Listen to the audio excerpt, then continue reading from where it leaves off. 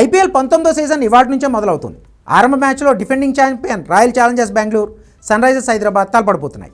ఈ సీజన్ కోసం మిగిలిన జట్లు కూడా వ్యూహాలతో సిద్ధమవుతున్నాయి. అయితే సీజన్ ఆరంభానికి ముందే చెన్నై సూపర్ కింగ్స్కు బిగ్ షాక్ తగిలింది. సిఎస్కే స్టార్ క్రికెటర్ మాజీ కెప్టెన్ మహేంద్ర సింగ్ ధోని 2 వారాల పాటు మ్యాచ్లకు దూరం కానున్నాడు. ఈ విషయాన్ని చెన్నై ఫ్రాంచైజీ అధికారికంగా వెల్లడించింది. కండరాల నొప్పి కారణంగా ధోని దూరమైనట్టు తెలిపింది. ఐపీఎల్ 19వ సీజన్ కోసం ధోని చెన్నై క్యాంపులో చేరినప్పటి నుంచి కాస్త అసౌకర్యంగా కనిపించాడు. నెట్స్లో భారీ షాట్లు కొట్టినా కాస్త ఇబ్బంది పడ్డాడు. సీజన్ ఆరంభ సమయానికి కోలుకుంటాడని అంతా అనుకున్నారు. ఇప్పుడు కండరాల నొప్పి ఇంకా తగ్గకపోవడంతో 2 వారాలు తప్పుకున్నాడు.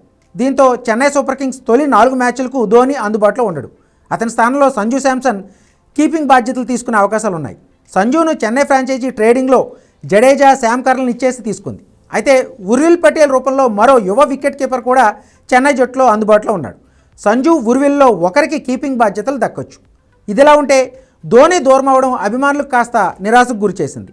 అసలు చెన్నై సూపర్ కింగ్స్ ఫ్రాంచైజీకి ఉండే ఫాలోయింగ్ అంతా ధోని కోసమే.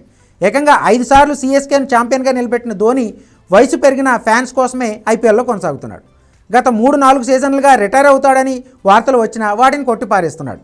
అయితే భవిష్యత్తును దృష్టిలో ఉంచుకుని ముందుగానే కెప్టెన్సీ నుంచి తప్పుకుని రుతురాజ్ గైక్వాడ్కు బాధ్యతలు అప్పగించాడు. కాగా గత సీజన్లో ధోని అనుకున్న స్థాయిలో రాణించలేదు. ఇంపాక్ట్ ప్లేయర్గా బరిలోకి దింపినా అంత ప్రభావం చూపించలేదు.